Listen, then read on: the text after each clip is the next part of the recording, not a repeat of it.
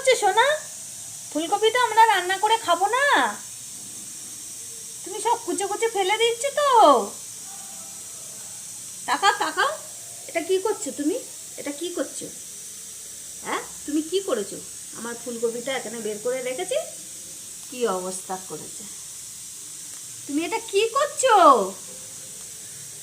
তাকাও তাকাও, তুমি এটা কি করছো? হ্যাঁ, কি করছো এটা? মা রান্না করবে না? এই শোনা,